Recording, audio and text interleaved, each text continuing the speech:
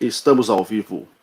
Olá, Brasil. Boa noite, Brasil. Estamos ao vivo em mais uma sexta-feira, mais uma das lives de sexta que eu tenho proposto aqui neste canal iniciante, nesse mundo de internet, né, com tanto conteúdo rolando, tanta coisa acontecendo ao mesmo tempo. E eu tenho me proposto a toda semana, pelo menos 2 vezes por semana, a apresentar um conteúdo para vocês que tem a ver com o meu percurso enquanto professor, enquanto pesquisador e consultor, mas principalmente que aborde temas que tenham relevância no cenário político e da comunicação.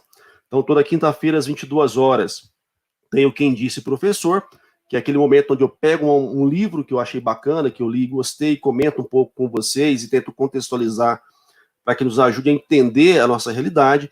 E toda sexta-feira eu bato um papo com alguém muito importante, alguém que tem aí um background legal para para contribuir conosco numa interpretação de mundo, de realidades, para jogar mais dúvida na cabeça da gente. E eu tenho conseguido fazer isso aí já há quase 2 meses, praticamente. Quem sentiu falta, né, meu amigo Zé Carlos, acho que não entrou ainda, mas ele até mandou uma mensagem semana passada.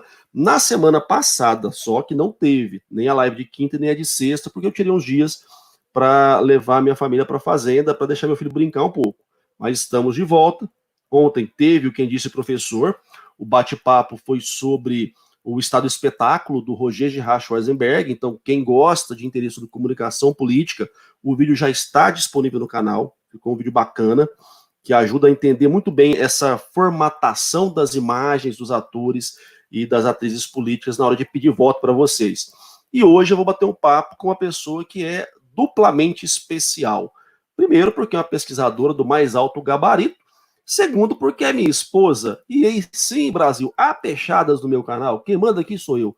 Mas é óbvio que antes eu conferi o Lattes da moça e, de fato, ela é doutora. Não é como certos ministros por aí que dizem que são, mas não são.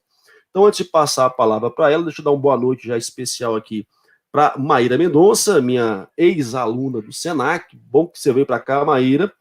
Minha grande amiga Luciana Serenini. Bom saber que você está vendo a gente, Lu. Abração e beijo. Bom, e para não achar que há tanto nepotismo assim no meu canal, vou seguir o rito que eu sigo toda live de sexta, que é não tem pauta, não tem nenhum tipo de orientação, mesmo sendo minha esposa, a coisa não tem jogo combinado, e começaremos como sempre começamos. Senhora Camila Craveiro, por favor, se apresente para a nossa audiência. Boa noite a todos e a todas. Obrigada, marido, pelo duplamente especial. Eu já vou pedir desculpas de antemão se eu não for muito formal e acabar te chamando de amor ou de chuchu, porque acontece, né, gente? É a primeira vez que eu sou entrevistada pelo meu marido. Eu sou doutora em Ciências da Comunicação pela Universidade do Minho, Braga, em Portugal, onde eu fui fazer o doutoramento com uma bolsa CAPES, né, do programa Doutorado Pleno no Exterior. Valteir, meu querido, meu ex-aluno, que agora está lá também, em Portugal. A minha temática de pesquisa tem a ver com os estudos de gênero, movimentos migratórios, paradigma interseccional e descolonial. Dentro desse recorte, o que me chama muito a atenção dentro dos movimentos migratórios são as subjetividades. Então, não são apenas os números, a questão dos fluxos, da quantidade de pessoas que se deslocam, mas como que isso afeta a subjetividade, como que as pessoas se reinventam no sentido de se integrarem à sociedade de acolhida, à sociedade de destino. Mais uma vez, obrigada, marido, pelo convite. Não, e o bacana é que, assim, o bom de fazer uma live com a esposa é que aí você pega o fandom da esposa e traz tudo pro canal pra galera ficar curtindo, entendeu? Então dá audiência pra gente, isso é bom. Mas, bom, vamos lá, vamos tentar manter a primeira parte da live, pelo menos, numa perspectiva mais técnica, né? Que, afinal de contas, a base do nosso trabalho é um trabalho científico, de investigação. Até porque, pessoas, quem leu aí o descritivo da live de hoje, né? Eu fiz questão de pontuar que a pesquisa da Camila, ela é muito foda, porque eu li, eu pude estar ao lado dela enquanto ela fazia essa pesquisa, Inclusive, tá? Ó, em primeira mão aqui, a tese de doutorado dela está aí numa disputa para ser publicada no edital da UFMG. Então, você conhece alguém de lá, dá uma força para a gente, viu? Dá uma pechadinha lá que a gente está precisando. Então, a pesquisa é muito boa, muito profunda, mas, para além disso, Camila, enquanto fazia a pesquisa dela em Portugal, era também ela uma mulher brasileira migrante, que sofreu alguns preconceitos, mesmo estando no status de pesquisadora bolsista CAPES.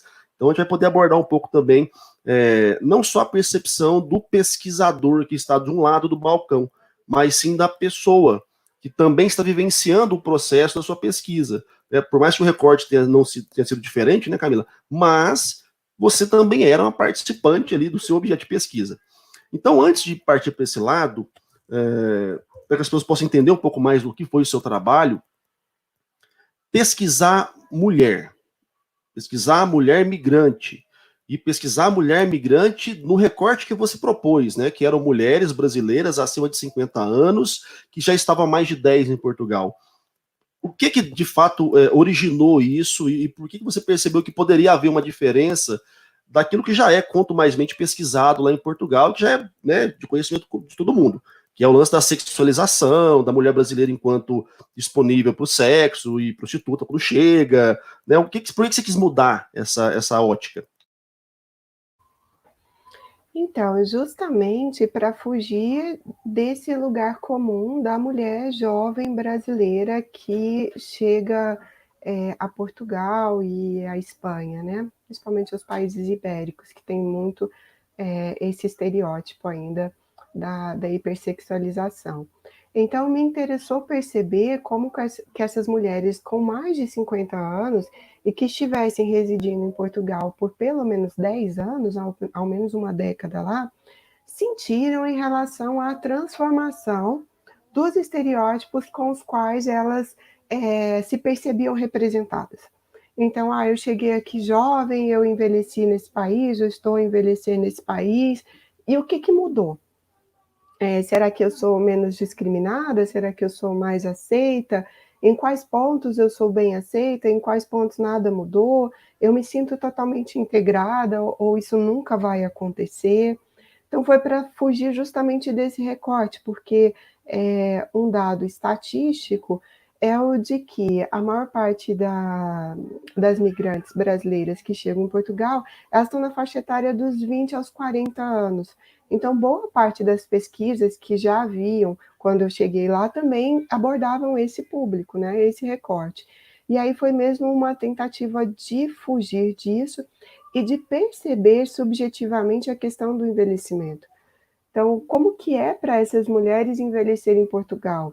Elas imaginam que no Brasil seria da mesma forma? O que poderia ser diferente?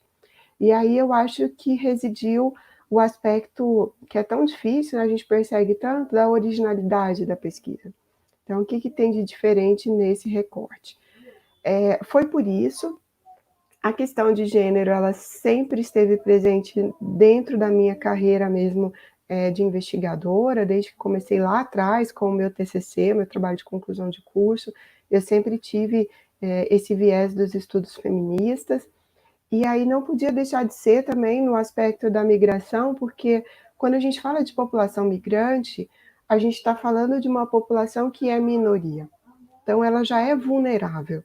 É uma minoria no sentido, vou falar especificamente de Portugal, tanto numérico, nós somos em número inferior ao número de autóctones, e também, principalmente no aspecto qualitativo, de representatividade, de espaços de poder, de espaços de fala. Então, me interessou ver também essa superposição das coisas, né, dessas categorias, e como que isso afeta essas mulheres migrantes, e me afetou também, porque não tinha como eu me descolar do que eu estava pesquisando. Uma coisa que eu acho bacana pontuar, e já dando uma boa noite aqui para o Valteir, para Priscila Craveiro, né? Nossa, mais família na live, né? A irmã da Camila, minha cunhada, o professor Luiz Serenini Prado, meu grande amigo Divino Alexandre, o eterno prefeito de Panamá. Gente, é o seguinte, pegando um pouco da sua fala, vale te pensar também que geralmente, para as pessoas que não são da academia, falar em pesquisa parece algo tão frio, né, tão distante. É aquela coisa de laboratório com vidro e alguém de luva e máscara. E pesquisa nas ciências sociais é bastante diferente, né? Porque acaba que você está lidando com pessoas, sendo você também uma pessoa que tem ali as suas idiosincrasias, tem as suas provocações, os seus medos, as suas subjetividades para entender tudo que está acontecendo. E uma das coisas que eu achei muito bacana da sua pesquisa foi o método que você utilizou, né, que é o método que até então eu não tinha referências dele, que é o método de história de vida, e que quando eu fui lendo a sua pesquisa, no desenvolvimento dela, ela me pareceu tão humana, ela humanizou tanto o processo da pesquisa, que aí me levanta até algumas questões, né? Quando você adota um tipo de método para fazer uma pesquisa, seja em qual área for, mas nas ciências humanas principalmente, nas sociais também, que não te dá muito contato, muita proximidade com o objeto da pesquisa, ok, é um texto, né, é uma análise de conteúdo, ou então análise de discurso, mas eu só vou ler ali algumas coisas publicadas. Mas no seu caso, não. Você teve contato com as pessoas, você entrevistou as mulheres. E como é que foi isso? Enquanto pesquisadora, primeiro, enquanto mulher, né, em segundo, enquanto cidadã brasileira que estava em outro território e que tinha que ouvir aquelas coisas e pensar, puxa, mas será que isso vai ser assim comigo se um dia eu quiser ficar, se um dia eu quiser voltar? Será que é sempre assim? Como é que era para você, enquanto mulher, sentir as dores daquelas mulheres também? Porque eu imagino que nem todos os relatos foram de fantasias e contos de fada, né? Teve muita coisa tensa ali, até porque eu li também muita coisa. Como é que foi fazer essa distinção toda, usando um método que te obrigava a humanizar o processo, mas ao mesmo tempo também te demandava um pouco de distanciamento dos objetos? Nossa, então, essa pergunta eu tenho meia hora para responder, Banca. Você tem uma hora para falar isso. É o seguinte, eu, quando ainda estava no processo de desenhar o projeto de doutoramento, eu me encantei por uma obra que se chama Prostituição Brasileira, do professor Dr. José Carlos Meire. E justamente o método que ele utilizou foi histórias de vida. E ele fez histórias de vida com um recorte muito específico, que foi do momento em que aquelas pessoas decidiram migrar, embora do Brasil. Também eram migrações internacionais. Então, ele fez essas entrevistas com prostitutas, eram só mulheres? Não, tinha também homens, que emigraram e foram trabalhar fora do Brasil. E aí ele veio trazendo esses relatos. E foi um livro que mexeu tanto comigo que ele definiu qual era o método que eu queria usar quando eu fosse fazer o projeto de doutorado. Eu escrevi uma resenha sobre ele que foi publicada lá em Portugal, na revista Exaeco, que é uma revista feminista, e eu ainda persigo a mesma maneira de escrever do professor José Carlos Meiri. Então, esse recorte do método, ele já estava no coração, quando eu fui para lá. E chegando em Portugal, quando eu expus para minha orientadora o que eu queria fazer, a gente ainda estava definindo um pouco esse recorte mesmo de quem seriam essas mulheres. Eu falei, olha, eu queria muito fazer histórias de vida. E sei que eu vou ter uma dificuldade inicial de barreira, porque eu não conheço ninguém aqui, e história de vida não é uma coisa que você liga para a pessoa e fala, olha, eu posso te entrevistar? Meia horinha no telefone a gente mata. Não, tem que ser pessoalmente, tem que ser num lugar em que você tenha privacidade. Muitas vezes a entrevista vai para momentos de silêncios constrangedores ou de choros dramáticos. E até que ponto você, na posição de investigadora, tem maturidade também para lidar com isso. E eu fui percebendo, conforme as entrevistas aconteciam, inclusive algumas eu tive que descartar, que eu fui achando o tom certo, principalmente em relação à minha postura. Por quê? Porque por ser mulher também, brasileira imigrante, muitas vezes, durante o relato, as minhas investigadoras também, no sentido de que a gente se investigava naquele momento, né? É uma co-investigação, elas queriam saber da minha vida. Elas queriam que eu concordasse com alguma coisa que elas colocavam. E não dá para você ficar no silêncio o tempo todo, fazendo, ok. Algumas coisas você vai ter que abrir também, porque eu não posso só pedir do outro. Eu também tenho que apresentar alguma coisa para ela sentir confiança, para ela ter empatia. E aí, aquilo que eu achava que ok, eu falar, eu compartilhar, eu fazia, mas muito regrado e muito discreto para não atrapalhar o foco que sempre foram elas. Outra coisa que acontecia que era muito curiosa, quando as entrevistas sempre foram consentidas, gravadas, e quando eu desligava o gravador, acontecia de algumas mulheres se contradizerem.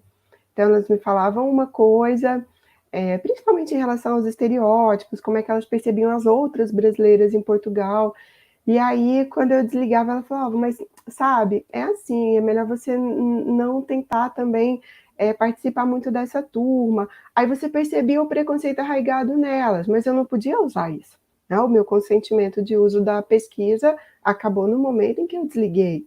Então, a gente percebe também que, em alguns momentos, existe aquela vontade de ser aceita, aquela vontade de agradar a investigadora, e tudo isso é pontuado. Porque terminou a entrevista de história de vida dura mais ou menos 1h30, a gente tem ali o diário de bordo, e tudo fica anotado, e depois é comentado na tese, né? Porque isso também faz parte da pesquisa, apesar de eu não poder relatar dentro do que foi a fala específica daquela entrevistada. Então, as histórias de vida, elas são um método feminista. Feminista por quê? Porque busca dar espaço, voz e produzir conhecimento em conjunto, e normalmente com aquelas pessoas que são marginalizadas, de populações vulneráveis. Então, é uma co-investigação onde o estatuto hierárquico da investigadora, ele se dissolve. Né? Não existe esse muro, não existe essa barreira, ou então não acontece a história de vida. E foi por isso que eu achei que tinha tudo a ver com a perspectiva da pesquisa. Em alguns momentos foi difícil, eu também me emocionei, eu chorei com algumas delas. Meu marido está sendo até um pouco cauteloso na fala, ele revisou a tese comigo, né? Ele leu, ele sabe do que a gente está falando, e houve alguns relatos extremamente dolorosos mesmo, né? De assédio, de violência de gênero no geral. E ali era impossível eu ficar fria e na minha postura de não, eu não posso me emocionar, porque senão também eu ia quebrar a investigação ali, né? E por mais que eu tentasse ficar nessa posição que não é da neutralidade, porque ela não existe, né, na pesquisa, eu sou humana, né, tanto quanto elas, e algumas coisas me emocionaram, outras vezes eu sorri junto, outras vezes eu me alegrei, porque quando as pessoas são inquiridas, né, instigadas a fazer todo esse percurso na memória, elas vão ressignificando uma série de fatos e de contextos, e algumas no final falavam assim para mim, cara, olha como eu sou forte, olha do que eu dei conta. E eu me alegrava com aquilo também, né? Impossível você não entrar no espaço das emoções e dos afetos. Não, bacana. Você coloca palavras que, para boa parte das pessoas, ainda é tabu, né? Ainda é tabu, ou então a pessoa ela está amparada numa leitura equivocada do significado daquela palavra, e isso muitas vezes pode dificultar o processo de aproximação. Você traz um método feminista, você fala muito do feminismo, mas para muitas mulheres, falando agora do mundo chão de rua, feminismo ainda é uma coisa muito estranha, né? A boa parte das mulheres, de um modo geral, que não sabem o que é feminismo e compraram aquele pacotinho de demonização do feminismo e das feministas. E aí, nesse momento, me vem a questão, né? Até que ponto manter essa perspectiva feminista dos processos, sendo pesquisadora, né, sendo também ali uma mulher num contexto que era de alguma nível de similaridade com as suas pesquisadas, O feminismo te ajudou a produzir o seu relatório, mas também a ter empatia com essas mulheres. Porque parece muitas vezes para algumas pessoas que a mulher feminista ela deixa de ser mulher igual às outras. E cria um distanciamento, né, cara? Isso é meio maluco. Tanto que você vê mulheres muitas vezes falando assim: ah, eu não sou feminista, eu sou não sei o quê, porque parece que ser feminista transforma a mulher em outra coisa que não uma mulher normal como as outras, que padecem dos mesmos sentimentos e angústias e tem que subjetivar a vida da mesma forma. Então, você acha que a sua perspectiva de vida pelo viés feminista te ajudou, às vezes te dificultou, porque creio eu que em alguns momentos você deve ter ouvido algumas falas lá e falou: ô, Jeová, eu tinha que falar para essa mulher que ela precisava ter um pouco mais disso ou daquilo, ou ter um outro prisma para enxergar a vida, um pouco mais feminista e tal. Como é que foi isso para você, lidar com essas emoções das suas crenças, das suas convicções políticas até, nesse momento que você fala com pessoas que, vamos lá, linha geralzona, você pensa, né? Somos ambas mulheres, então a gente tem alguns pontos de convergência naturais. Mas que com o passar do tempo a gente tem visto, e hoje você até postou uma coisa no Facebook que eu vi, sobre a dificuldade da sororidade entre as mulheres, que me trouxe essa questão. Né? O quanto às vezes é difícil, mesmo sendo ambas mulheres, criar um nível de conexão que permita. Olha, vem cá, vamos trocar uma ideia aqui agora para tentar nos ajudar mutuamente. E o processo de pesquisa ele teve isso, né? Era um processo de ajuda mútua. Você recebeu delas, mas havia ali uma possibilidade de estar entregando alguma coisa, que fosse ser uma mulher que estava ali representando um status que talvez para algumas fosse inalcançável. Você, fazer pesquisa é coisa de homem, não é coisa de mulher, mas tem uma mulher fazendo pesquisa comigo. Então, de certa forma, isso leva a algum outro nível de percepção para as pessoas também. Passou isso pela sua cabeça em algum momento? Não, cara, eu tentei ser o mais isenta, ou seja, não há isenção total, mas o mais isenta possível nessas minhas percepções de mundo. Então, eu acho que tem 2 momentos específicos, né, o da produção do conhecimento em conjunto com essas mulheres que foram as minhas entrevistadas, e ali eu não estava para dar conselho, eu não estava para colocar o meu ponto de vista, eu estava para ouvir a história delas. Então não interessava se eu era de centro, de esquerda, de direita, se eu era feminista ou não, isso na minha relação com elas não tinha nada a ver. A entrega que eu posso fazer para elas e que eu procurei fazer, porque eu acho que isso também é uma responsabilidade do cientista, é devolver o produto final, no caso a tese. E aquelas com quem eu tive contato, que foi a grande maioria, porque hoje dentro dessa sociedade conectada de redes digitais, as pessoas te encontram também, né? E aí elas pedem para te adicionar, eu não posso dizer não, depois de ela ter me contado boa parte da vida delas. Então, a entrega que eu procurei fazer foi no sentido de devolver com a tese. A tese tem as histórias delas, mas contextualizadas e analisadas dentro da minha perspectiva de investigadora. Aí sim, tem o feminismo, tem as análises que eu fiz em relação a estereótipos, a preconceitos, inclusive preconceitos delas próprias. Eu me lembro de uma fala de uma das mulheres que, quando a gente entrou na questão da integração na sociedade, ela me falou assim: olha, eu nunca senti preconceito em Portugal. Eu acho estranho quando outras brasileiras me relatam isso. Eu falo, ok, né? Eu não tenho que então avançar nesse assunto, porque se ela disse, é o relato dela que me interessa. Agora, dentro da tese, cabe a mim problematizar isso. Por que ela nunca sentiu preconceito em Portugal? Porque ela estava dentro de uma categoria profissional extremamente hierarquizada e valorizada dentro da sociedade portuguesa, porque ela chegou lá casada também com um português com um estatuto social alto, porque ela é branca e loira. Dificilmente ela passa por brasileira. Então é comum que no entendimento dela esse preconceito não exista. Mas, opa, vamos abrir o olho e perceber que esse recorte, essas categorias, essa identidade é própria dela. Tem uma série de outras aí que vivenciaram e tá aqui as histórias dela. Então, se você quiser conhecer um pouco mais, vai seguindo adiante aí nessas páginas que você vai ver relatos de dor. Você vai ver relatos também de ódio contra essa sociedade em alguns momentos. Você vai ver relatos também de amor, porque elas estão lá há mais de 10 anos. Elas resolveram ficar.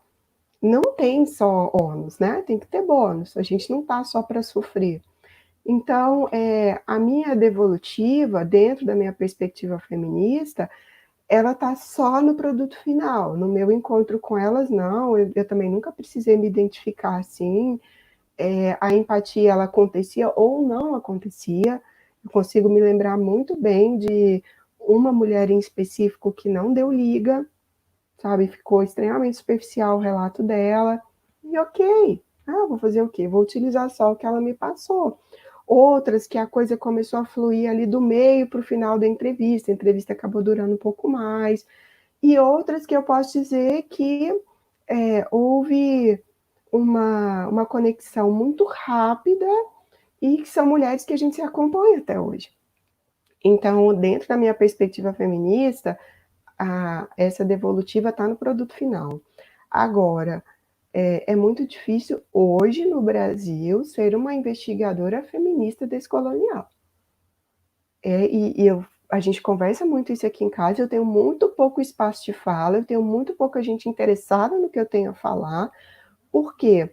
Por causa do estereótipo. Então, isso é engraçado porque foi, né, um conceito central na minha tese, um conceito-chave, e que eu vivencio hoje na pele, porque o estereótipo da feminista no Brasil hoje é aquela mulher que é mal amada, é aquela mulher que não consegue trabalhar empatia, que não consegue conviver muito bem com o diferente, quando na verdade não tem nada disso, está deturpado, e está deturpado por interesses políticos, ideológicos. A gente vê algumas vezes pessoas que têm muito mais espaço e credibilidade do que eu, principalmente mediatizadas, que falam, mulheres, que falam, não, eu acho que homens e mulheres são iguais em direitos e deveres, mas não, eu não sou feminista. Oi? Sabe? Eu chamo de água, não chamo de H2O. Bom, então, temos aqui uma questão da nossa queridíssima Luciana Serenini, que ela te manda. Camila, muitas comentaram sobre o que acharam da pesquisa. Ela termina, né? Quando você enviou a tese para leitura, teve esse retorno? Algumas te abordaram para falar a respeito da pesquisa, e indo um pouco além. E agora já partindo um pouco aí para o lado pessoal, deixando um pouco a pesquisadora para trás, né? A hora que você terminou a sua tese, que você leu a sua tese, falou, puta, cara, a mulherada é foda mesmo, a gente consegue romper com uma série de paradigmas, uma série de preconceitos, e até aqueles que a gente joga na gente mesmo. É uma situação que, fala, por exemplo, você se sentiu realizada com a sua obra? Eu acho que é muito isso que eu quero saber agora, porque, ok, eu acompanhei, eu li, mas eu nunca tive esse momento de te ouvir falar assim, que se fosse eu, você me conhece, eu tive uma puta que pariu, fiz um puta de um trabalho, tô muito feliz, dava o mortal pra trás e saí gritando pra todo mundo no Twitter. Você é mais comedida, muito mais comedida, obviamente. Mas então, depois disso tudo, de ter vivenciado os seus processos, de ter passado essa catarse toda, de produzir algo sobre uma série de relatos, depois, como a Luciana perguntou, talvez ter interagido com umas e outras, como é que foi isso para você? Parar, olhar para sua obra e falar assim, porra, estou pip.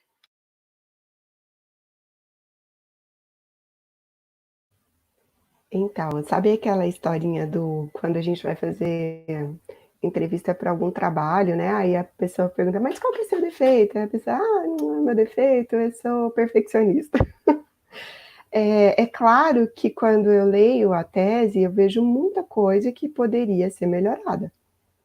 Poderia, inclusive, em função do prazo que eu tive, né? Nós tivemos, na verdade, a minha gestação, né? O nosso filho, e o nosso retorno para o Brasil. Então, eu tive que, no momento em que eu estava justamente me debruçando sobre os dados, os relatos, se eu tivesse um pouco mais de tempo ali, eu acho que eu também alcançaria uma profundidade maior, principalmente com outro método de análise. Eu não faria uma análise de conteúdo, eu faria uma análise do discurso. Mas foi o que deu para ser feito dentro daquele tempo. E sim, eu tenho muito orgulho do produto final. Eu tenho muito orgulho da banca que eu tive, da Casa das Sete Mulheres, que estiveram ali me arguindo e contribuindo. Eu acho que foi um coroar de toda a experiência, né? E estar gestante também, já estava quase 7 meses, né? Eu acho que foi tudo muito significativo e muito frutífero, em vários aspectos. Em relação ao que a Lu perguntou, eu tive o cuidado porque aconteceu dentro da amostra de rolar o que a gente fala de snowball sampling, né? Que é o bola de neve. Então, uma indicando a outra, a outra, a outra. E por causa disso, eu fui excluindo algumas mulheres, incluindo outras, porque eu queria um perfil muito diversificado. Então, eu não queria mulheres só de uma classe social, eu não queria mulheres só de uma orientação sexual, eu não queria mulheres só de uma cor de pele. Então, eu queria que fosse diversificado. Por causa disso, essa devolutiva das leituras é muito engraçado, porque mostra também o quanto o trabalho científico ele ainda é elitizado, né? Eu tive essa devolutiva justamente das mulheres que ou frequentavam a academia na época, ou que estavam em algumas outras profissões com o estatuto social considerado alto. Aquelas mulheres que, dentro da análise mesmo da pesquisa, tiveram situações mais difíceis de enfrentamento, principalmente de enfrentamento em relação à sobrevivência. Eu estou aqui, eu preciso me virar, porque senão não tem dinheiro para dormir, não tem dinheiro para comer. Infelizmente, a elas, ainda que eu tentasse fazer chegar o produto final, eu não tive o feedback dele. E eu entendo, né? Começar a leitura de uma tese com toda a parte burocrática que ela tem não é fácil. Tem ali resumo em 3 línguas, tem um sumário extenso, tem uma lista de figuras, de tabelas, só aí foram 20 páginas, a pessoa desinteressou. Então, infelizmente, esse feedback, como eu gostaria também de ter, ele aconteceu pouco, dentro do universo dos 20 relatos de história de vida que eu tive. Mas é claro que, né, se não, quando a UFMG aprovar a sua tese para ser publicada lá enquanto livro, que aí você teve que fazer toda uma adaptação para virar de fato um livro mais fluido de leitura, você vai reenviar para essas mulheres, aí obviamente elas vão poder se manifestar com mais tranquilidade, porque de fato ler texto acadêmico é um saco. Quem não é da academia é chato pra caceta, então a gente tem que ser sincero nesse ponto. O Tagore, ele mandou uma questão interessante aqui. Sua pesquisa abrangeu imigrantes que residiam em diversas regiões do país? Constatou diferença de receptividade ao imigrante entre regiões? E Portugal, para quem não conhece, pessoal, é um país interessante, porque ele é um país pequeno, né? Ele é um país que ele tem 700 quilômetros de comprimento por 200 de largura, mas é um país extremamente diferenciado em cada uma das regiões, até pela sua formação, a partir de burgos, e cada burgo tinha a sua cultura, tinha a sua história. Então você anda ali 100 quilômetros, você tem culturas diferentes, tem hábitos gastronômicos diferentes, o vinho é diferente. Então, de fato, essa análise de que, bom, se a mulher for mais para o norte ou mais para o sul, muda o seu contexto, faz muito sentido, principalmente em Portugal, né? Pelo seu tamanho pequeno e pela diversidade que encontra-se ali dentro. Mas como é que foi essa realidade? E aí, só aproveitando já para te pedir um pouco, para comentar da sua experiência, né? Porque quando você chegou, você foi justamente para o norte de Portugal, que seria, para quem conhece mais o Brasil, o nosso sertão, o nosso interiorzão do Brasil. E aí você já imagina, né, gente, a diferença de você estar na capital de um país, ou no centro nevrálgico de um país, da cultura efervesce, e você ir para o interiorzão, né? Como é que isso pode afetar tanto as mulheres que foram as pesquisadas, quanto a mulher que foi a pesquisadora? A pergunta é interessante. Eu tive entrevistadas desde o Algarve até o norte do Portugal, né? Então, foi realmente o país todo. Agora eu falei igual a português, né? Do Portugal. Mas em relação à região, não houve diferença no relato de preconceito. Isso só era amenizado quando o recorte era de classe e de cor. Então, mulheres brancas de uma classe social mais alta, elas sentiam muito menos preconceito e discriminação. É bom também a gente fazer essa diferença, né? O preconceito, ele está no nível emocional, e a discriminação é quando isso é um comportamento. Então, a discriminação é muito mais palpável, né? Você sente ela diretamente. O preconceito, você pode intuir que aquela pessoa está sendo irônica, que ela tá tendo uma leitura sua equivocada, mas a discriminação é quando a coisa acontece visivelmente, tangível. Então, desde o Algarve até norte de Portugal, que foi onde a gente morava no início, não houve essa diferença. Houve sim quando eram mulheres brancas de um estatuto social mais alto, apesar de que mesmo uma dessas mulheres, eu estou lembrando aqui agora, ela sofreu muita discriminação no ambiente de trabalho dela. E a gente está falando de um ambiente de trabalho extremamente elitista, porque era uma editora. Então, ela contava assim que até o pedido para que depois que ela usasse o banheiro, ela fizesse uma higienização. E olha, não era tempo de Covid, né? Porque ela usou o banheiro. E isso vinha normalmente de outras mulheres. Por isso que eu falo que a questão da sororidade, ela é utópica, né? Ela tem que estar lá no horizonte, a gente precisa perseguir, mas ela ainda não está nem perto de ser alcançada. Mas e você, a mulher migrante pesquisadora que estava lá no status de bolseira, né, de bolsista, a gente tentando contar os euros para poder chegar até o final do mês, que teve essa experiência de ir primeiro sozinha, né? Você foi para Portugal em setembro de 15, né? Outubro. Por aí eu fui só depois, em dezembro. Como é que foi para você sentir essas nuances de recepção, de preconceito, de olhares? Como é que foi para você agora, enquanto mulher brasileira migrando, vivenciar a experiência da migrante brasileira em Portugal? Nesses momentos que você vivenciou lá. Tanto no primeiro momento para o norte, sozinha, depois lá para Lisboa, quando a gente viveu em Lisboa. Como é que foi? Você percebeu diferença? Você percebeu possibilidades maiores ou menores de interlocução, de posicionamento, de afirmação, ou não? Agora, pensando na Camila, com todo o seu background de pesquisa, de academia, de feminismo, que difere muito da maior parte, por exemplo, das suas entrevistadas. Né? Mas eu quero a Camila, mulher brasileira que estava migrando.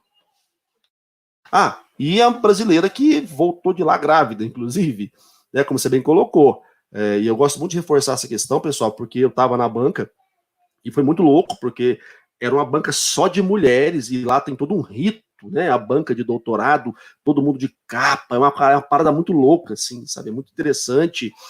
E num contexto onde a Camila estava de 7 meses de gestação, então barrigão, né? Muito bacana ali.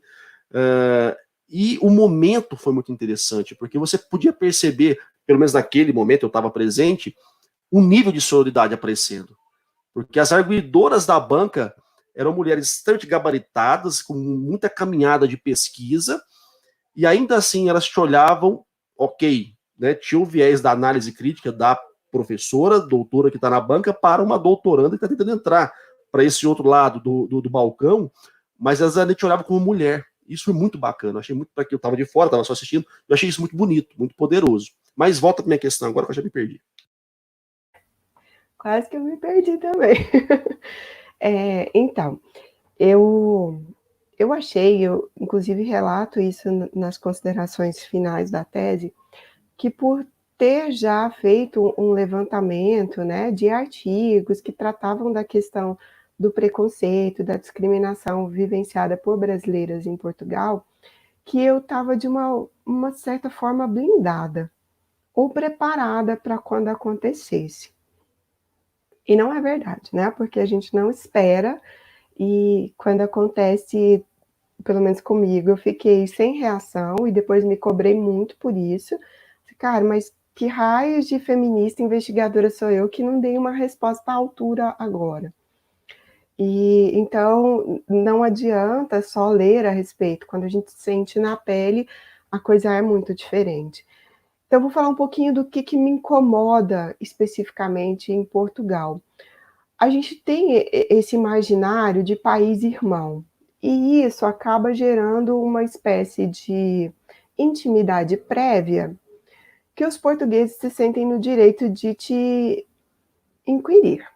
Quem é você? O que você faz aqui? Especialmente se você for mulher, a brasileira. Estou falando especificamente da brasileira, porque eu não imagino isso acontecer, por exemplo, com uma britânica, com uma francesa, com uma alemã que entra num táxi e que assim que o taxista escuta o seu sotaque, ele já te pergunta o que a menina está a fazer aqui?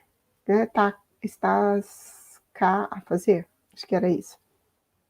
E aquilo me deixava possessa, porque eu não estou perguntando sobre ele, eu não estou tentando categorizá-lo já de primeira. E a sensação que eu tinha era essa, sabe? Peraí, deixa eu ver se é uma mulher que está aqui dentro do estereótipo que nós portugueses compartilhamos, que é o da mulher que vem para trabalhar na casa de alterne, que é a mulher que vem para arranjar marido, para roubar o marido das portuguesas. Então, esse tipo de intimidade, logo de cara, ele sempre me incomodou muito. E eu lembro uma vez, foi muito engraçada, que quando o cara começou com isso, eu falei, ele, o que a menina tá cá a fazer? Eu falei, pesquisa. Aí ele, pesquisa de quê? Eu falei, de doutoramento. Aí ele, aonde? Eu falei, gente, mas já tá muito isso, né?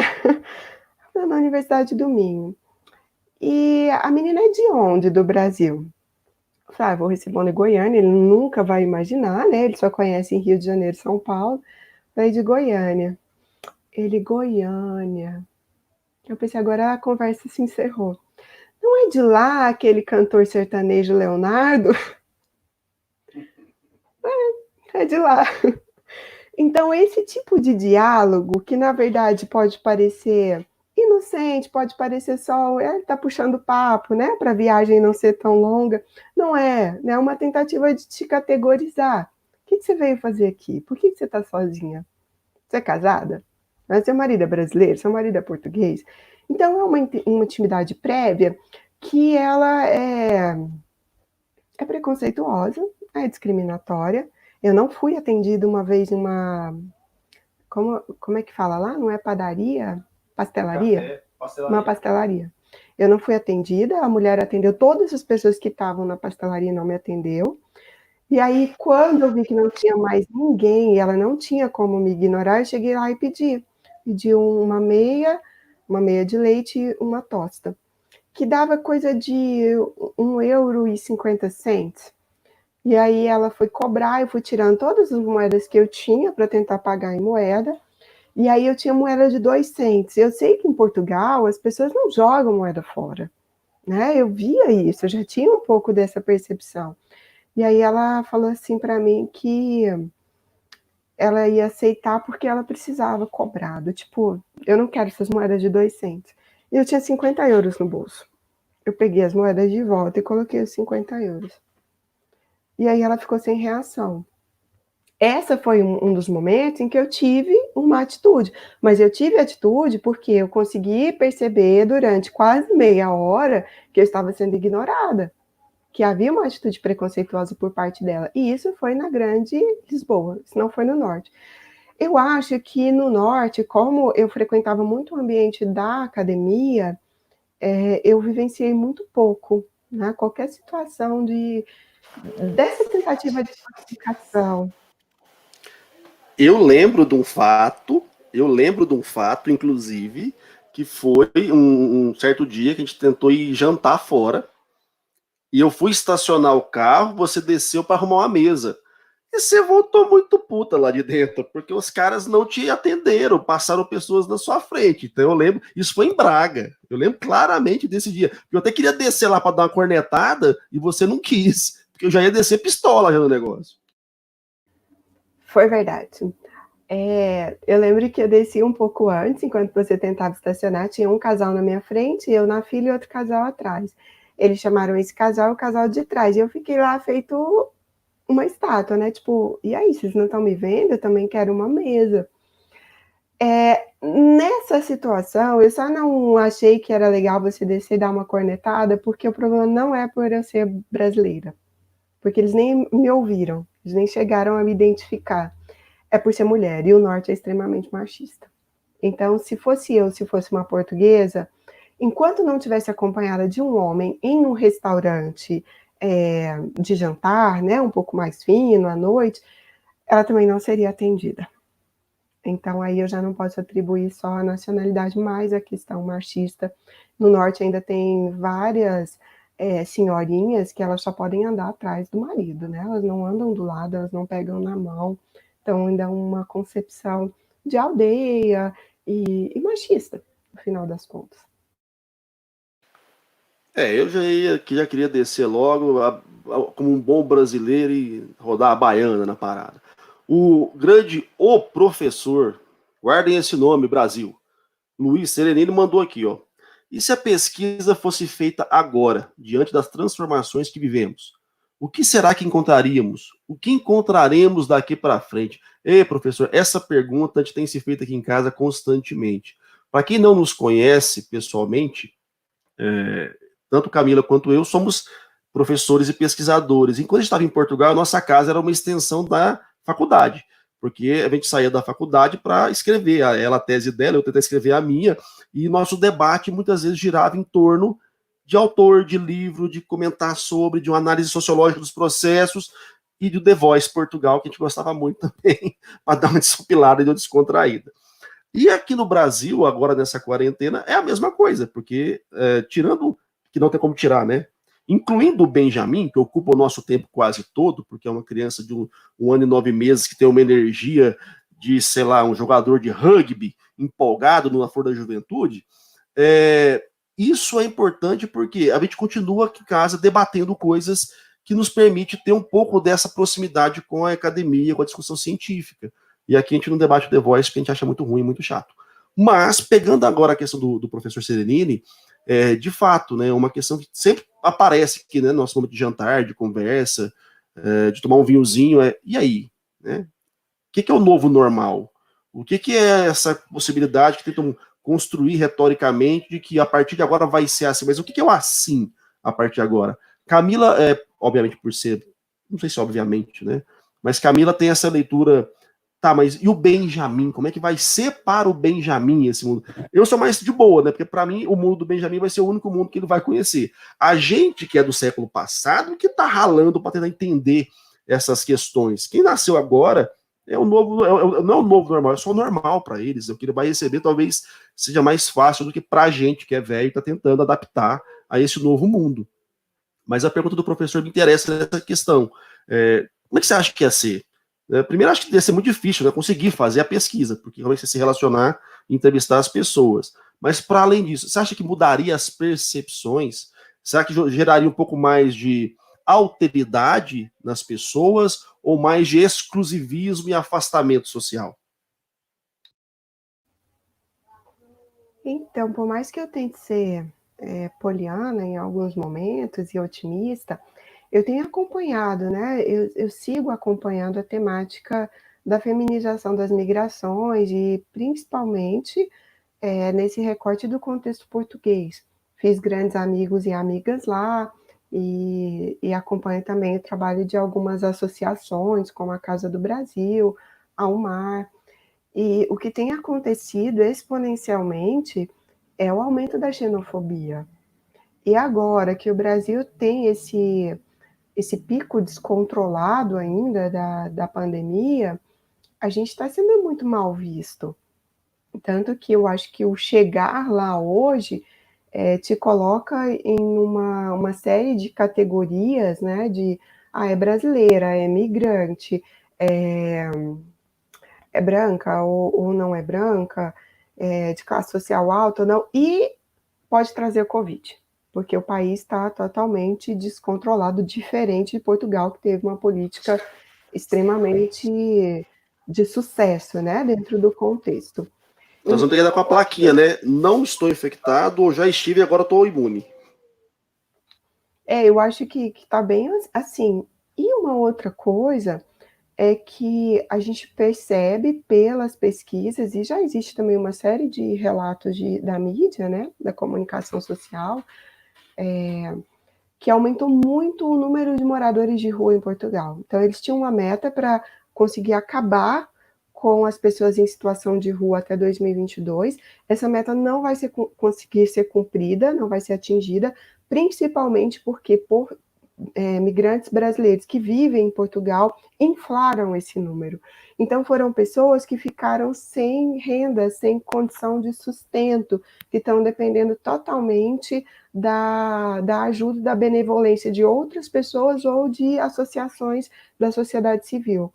E isso, quando a gente pensa a médio prazo, a curto e médio prazo, você vai vendo que esse tipo de situação, esse tipo de recorte, ele começa a ser aplicado à identidade, à categoria brasileira.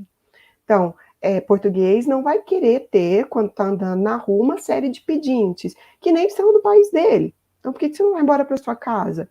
Então, isso vai ser um reflexo daqui 1 ano, 2 anos, porque a gente também não sabe como Portugal vai sair da crise, que vai ser mais um estereótipo negativo a se colar à figura do brasileiro. Então, não vai ficar mais bonito, né?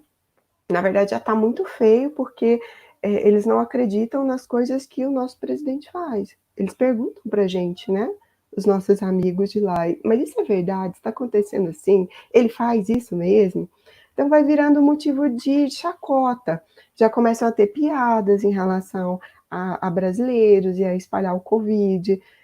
Dentro dos estudos de preconceito, eu gosto muito de um teórico que é o Alport, e ele diz que existem 5 fases do preconceito. A primeira é a da piada, né, dessa fofoquinha, desse boato. A segunda é quando você começa a verbalizar isso diretamente para a pessoa.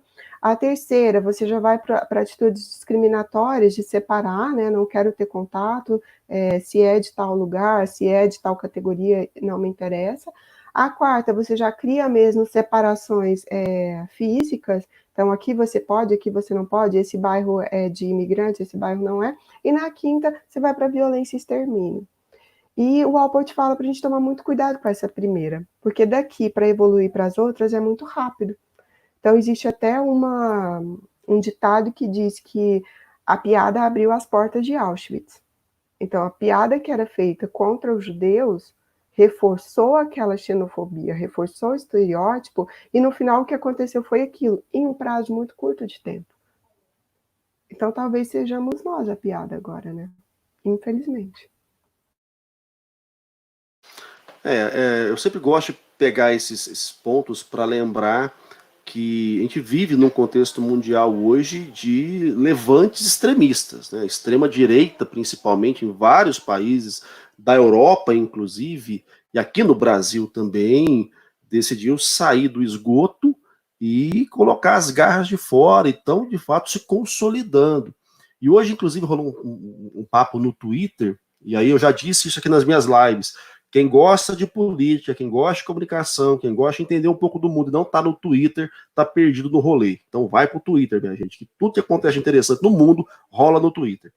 E rolou esse papo hoje lá, né? Pessoas comentando o quanto, até por conta dessa pesquisa última que foi lançada em relação a 2022, que Bolsonaro venceria, que é uma bobagem, pesquisa fora de época de pleito, recall, analisa recall, não tem nada a ver com intenção de voto, mas ok, dá pra galera se empolgar com isso aí, os bolsonaristas. Mas, de certa forma, essa clusterização dos radicalismos, num contexto onde o restante é só fragmentação, tem potencial, sim, de escalar e de crescer, né, de vitória, porque gera confiança, gera potencial mesmo de ocupar o espaço de poder. E todo mundo que se sente fragilizado quer estar próximo de quem tem poder, porque quer se proteger. Então é meio que instintivo esse processo. Então, a hora que eu vejo Portugal, vejo Europa, vejo Estados Unidos e todos os cenários que eu analiso, assusta mesmo pensar, né?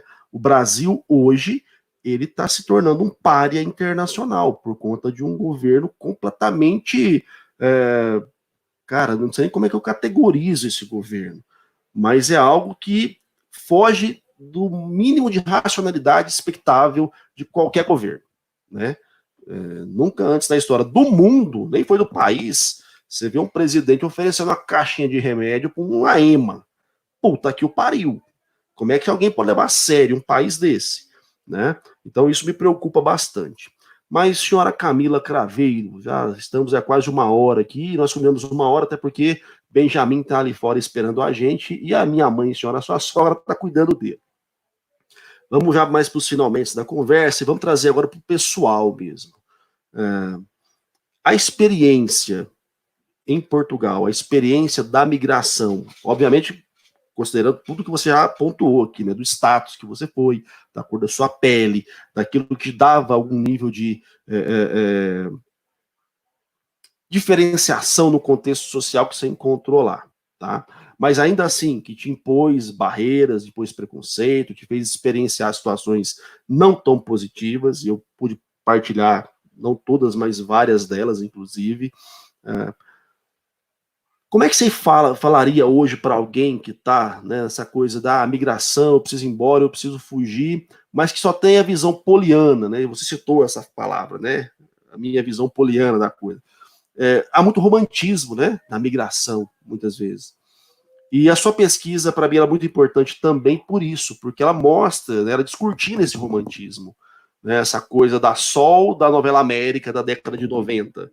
Nem sei se década de 90, se é a década de 2000 já, mas do romantismo de você migrar, de você partir achando que tudo vai ser lindo e maravilhoso, e que na verdade é tenso, cara. Você vai sofrer, vai ter preconceito, você vai sentir às vezes um nada, você não é cidadão, você não sabe onde recorrer. E como é lidar com isso? Tendo os elementos que você tem de background, né, como você bem citou, a sua pesquisa, a sua análise, ainda assim não estava preparada para, em determinados momentos, a hora que você vê pessoas que saem do nada, o cara larga tudo, vende as coisas, enche a mala de menino e migra, né? Como é isso para você? Como entender essas pessoas? Porque isso carece de entendimento na minha leitura. E aí eu faço aqui uma dissociação. Uma coisa é você que vive num país em guerra, as pessoas estão morrendo e você não tem outra opção, né? É a morte ou a possibilidade da vida. Ah, mas tem gente morrendo na travessia do Mediterrâneo para fugir do Oriente Médio, da Síria, sei da onde. Não, ok. Mas não tem outra possibilidade, você ficar morre. E a outra coisa é, tá tudo ruim para mim aqui, ou eu não estou feliz aqui, ou eu vou tentar a sorte do lado de lá. Né? São duas coisas bem diferentes, acho que vale a pena de frisar esse finalzinho aqui da nossa conversa. O que é o migrar consciente, estruturado, e o que é o migrar no desespero. Seja um desespero que te é imposto, ou seja um desespero porque você está perdido, simplesmente. Né? Como é que você enxerga esses processos migratórios?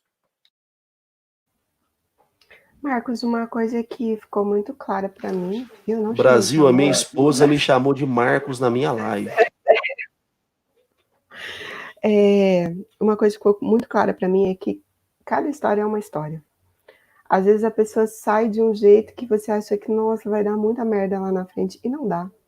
Aí ela consegue uma situação de vida melhor do que a que ela está. A outra que a gente pensa, poxa, a pessoa vai e ela está sabendo disso tudo, será que vai ser legal? E ela está super preparada, né, em termos de informação, em termos até de quantia financeira, e não dá, ela volta, porque não se adaptou. Então eu entendi isso, cada história é uma história. Mas uma outra coisa que eu entendi, que fez muito sentido para mim, foi inclusive depois de uma entrevista dessas de história de vida, eu sou uma legalista. Eu não sairia do meu país para entrar em outro sem o visto necessário para permanecer lá. Porque qualquer acesso que eu precisar, principalmente de saúde, eu vou estar amparada, eu vou estar suportada. Então, se quer ir, verifica primeiro as maneiras. Como que eu posso ir legalmente? Ah, eu não posso ir legalmente? Então não vai. Porque passar perrengue no seu país é uma coisa. Você tem aqui todo um apoio, todos os laços afetivos, familiares, de amigos, de pessoas que se juntam e te ajudam. Lá fora você não tem ninguém, você é ninguém para a sociedade acolhida. Né? Ninguém te conhece, ninguém sabe quem é você, ninguém vai te ajudar gratuitamente. Então, se é para ir, vá de maneira legal. Seja com visto de trabalho, seja com visto de estudante, procura de que jeito é possível chegar lá e ter o amparo da lei, estar sob a lei. Porque eu já vi, por exemplo, relato de mulheres lá, mulheres de Cabo Verde, dentro de uma outra pesquisa que eu li, falando que a primeira vez que elas tiveram uma consulta de saúde foi em Portugal. Mulheres de 30, 40 anos. Então, isso é melhor do que estar onde estava, não é?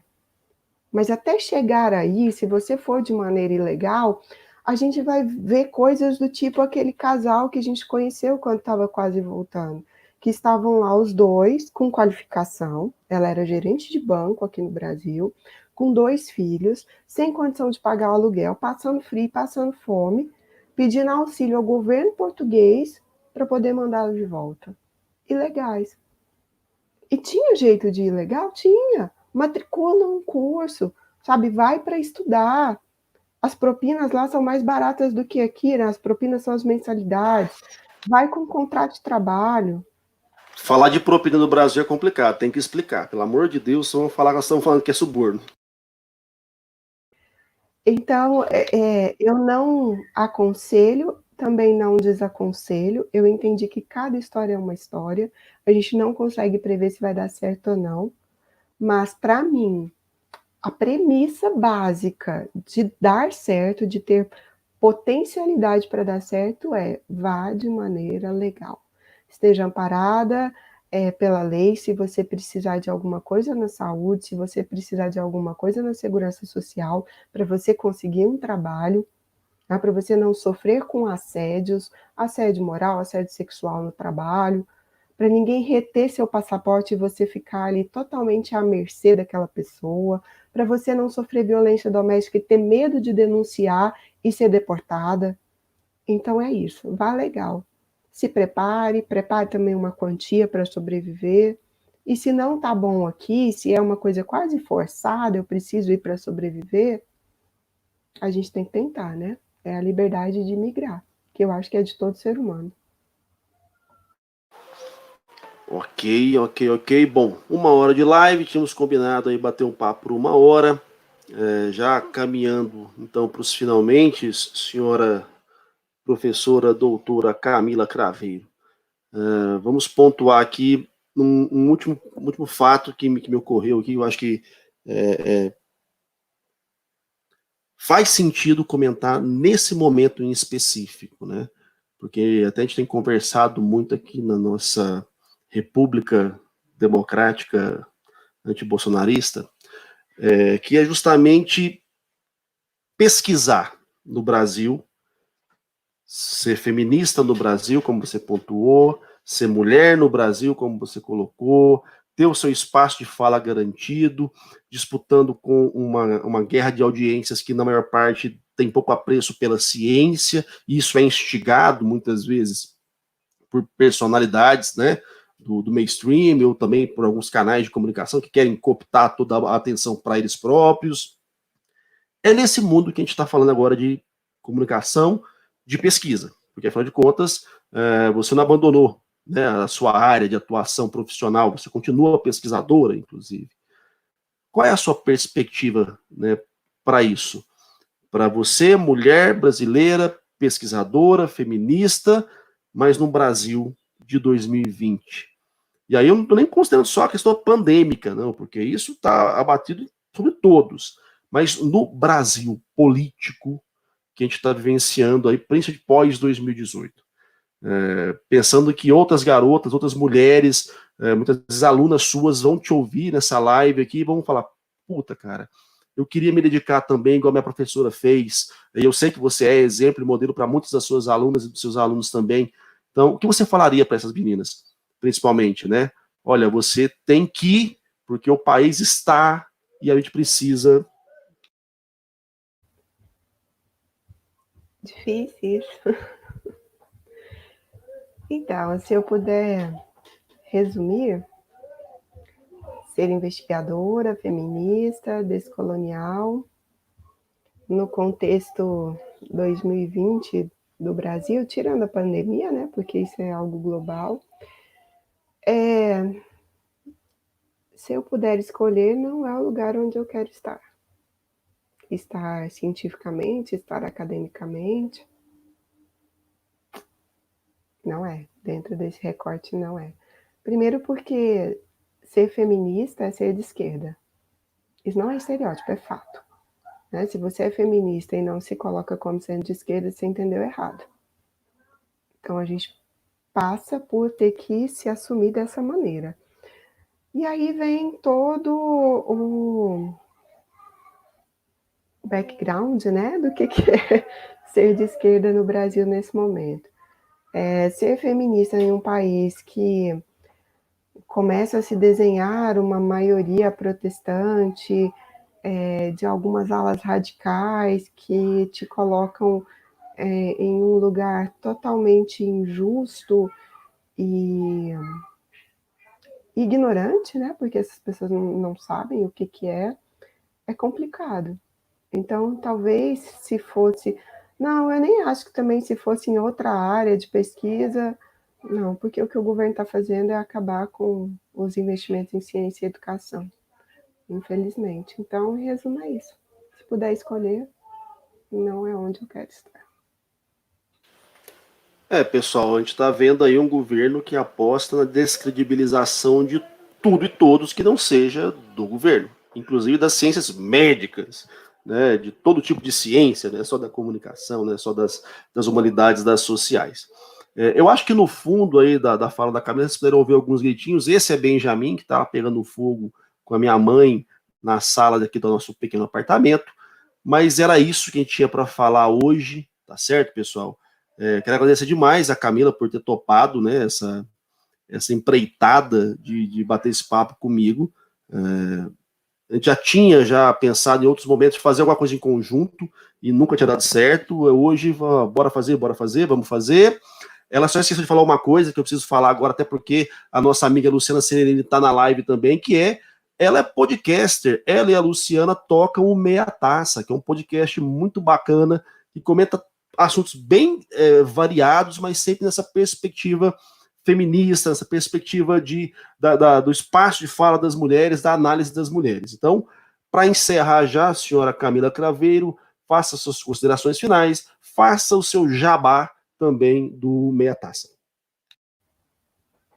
Obrigada, amor! Agora que a gente está encerrando, eu vou ser menos formal. Obrigada pelo convite, pelo espaço de fala. Acho que a Gaia Trispiva, que coloca lá no livro dela, pode o vulnerável falar? O subalterno falar. O vulnerável foi a resenha que eu fiz. Pode o subalterno falar? E ela diz que a questão nem é se a gente pode falar ou não, né? Mas tem alguém que quer ouvir. Então, eu acho que dentro aqui do seu espaço, você tem essas pessoas que querem nos ouvir, isso é bastante válido. Agradeço, então, o convite, agradeço a audiência de todos e todas. Quero dizer para vocês que a gente se encontra lá no Meia Taça, eu e a professora Luciana Serenini, minha amiga do coração. No Instagram, @Meia Taça Podcast. Professora Camila também, a minha conta pessoal. E artigos e publicações científicas no researchgate.net. Camila Craveiro. Obrigada, um beijo e até uma próxima oportunidade.